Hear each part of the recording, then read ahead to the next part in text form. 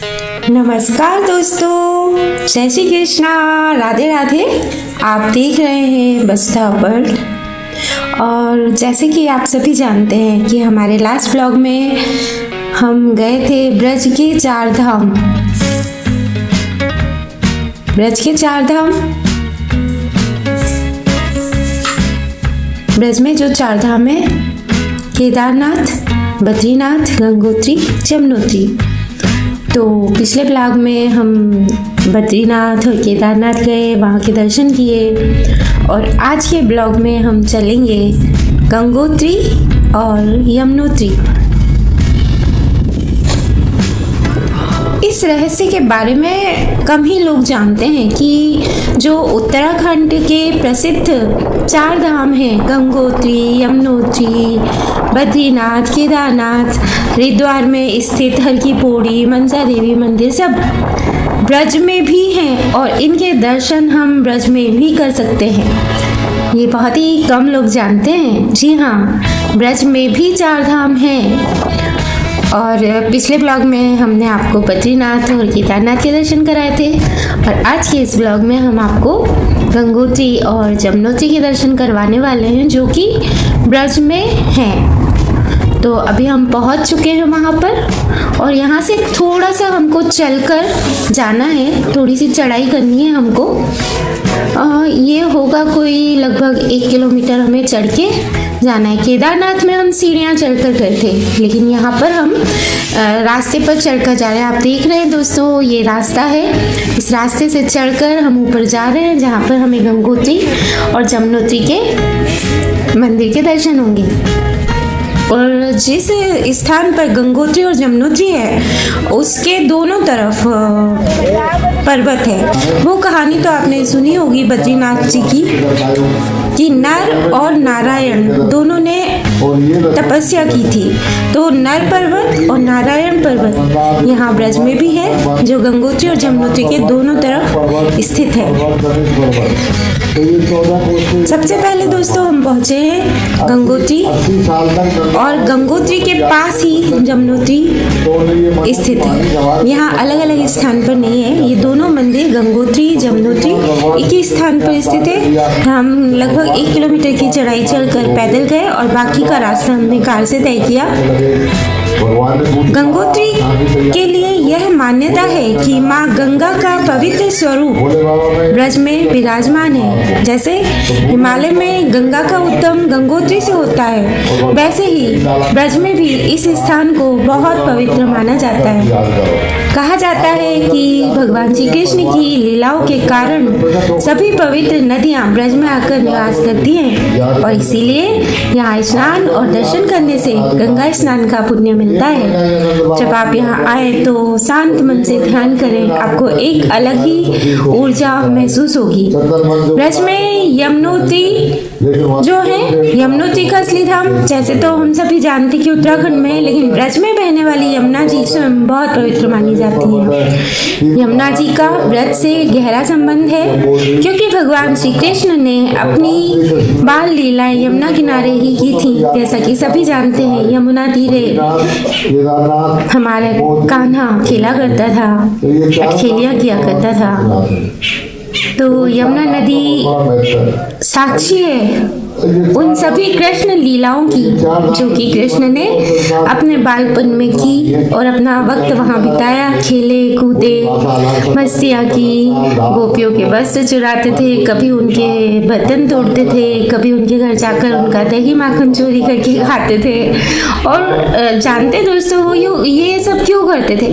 क्योंकि उनको पता था कि वहाँ की जितनी भी गोपियाँ थी, वो सब चाहती थी कि वो हमारे घर आए, हमारे माखन चोरी करें, है ना, और हमारे साथ अटखेलियाँ करें। और क्योंकि गोपियाँ सबसे बड़ी भक्त थी कृष्ण की, इसीलिए अपने भक्तों की अभिलाषा को पूरा करने के लिए कृष्ण सब कुछ करते थे जो गोपियाँ अपने मन से चाहती थी। बस गोपियाँ अपने मन से बोल देती थी कि कान्हा, लाला, मुझे ऐसा चाहिए। और बस कान्हा उनकी इच्छा पूरी कर देते थे। ये था भक्ति का महत्व। आपने तो सुना ही होगा ना कि भगवान भी भक्त के आगे झुकते हैं कि जो सच्चे दिल से सच्चे हृदय से भक्ति करता है, ईश्वर का नाम लेता है, तो भगवान भी दौड़े दौड़े जाते हैं और उसकी मनोकामना पूर्ण करते हैं। तो जब हम गंगोत्री यमुनोत्री गए, वहाँ आकर हमें बहुत ही अच्छा लगा। ऐसे लग रहा था जैसे कि सीधे द्वापर युग में ही पहुँच गए हैं। हालांकि ये जो चारों धाम है, ये कृष्ण भगवान ने अपने माता पिता को तीर्थ यात्रा कराने के लिए यहाँ पर ही आमंत्रित किए थे, क्योंकि उनके माता पिता यात्रा करने के लिए जाना चाहते थे। तो कृष्ण ने कहा कि आप अभी कहीं जाइए मत, और आपके लिए मैं चारों धाम और हर की पौड़ी यहीं पर ला दूंगा, यहीं पर आमंत्रित करूंगा, और आप यहीं पर उन्हीं दर्शनों का फल प्राप्त करेंगे। तो कहा जाता है कि अगर कोई चार धाम की यात्रा के लिए उत्तरांचल नहीं जा पाता है, तो ब्रज के चार धाम में दर्शन करके भी उनको उसी फल की प्राप्ति होती है जो उत्तरांचल में जाकर चार धाम के दर्शन के बाद प्राप्त होती है। तो यहाँ कर बहुत ही शांति, भक्ति, सब कुछ मन को छू जाता है। एक अजीब सा ही आध्यात्मिक अनुभव यहाँ पर हुआ। और कितना ही आश्चर्य की बात है कि ब्रज में जब हम जाते हैं तो हरिद्वार पूरा यहाँ है, हर की पौड़ी यहाँ है, मनसा देवी मंदिर के बारे में आपने सुना होगा, वो यहाँ है। हरिद्वार को हरि का द्वार कहा जाता है, यानी भगवान के पास जाने का मार्ग। तो ब्रज में भी ये ऐसा स्थान है जहाँ से भगवान की भक्ति का द्वार खुल जाता है। यहाँ पर स्नान, पूजा, भजन करने से वही फल मिलता है जो हरिद्वार में गंगा स्नान से मिलता है। शाम के समय यहाँ की आरती का अनुभव जरूर लें, वह पल आपके दिल में बस जाएगा। दोस्तों, ब्रज का सिर्फ एक स्थान नहीं है, ब्रज एक भावना है, यह एक अनुभव है, और यहाँ हर कदम पर भगवान श्री कृष्ण की लीलाएं छुपी हुई हैं। इसलिए कहा जाता है कि ब्रज में चारों धाम का वास है।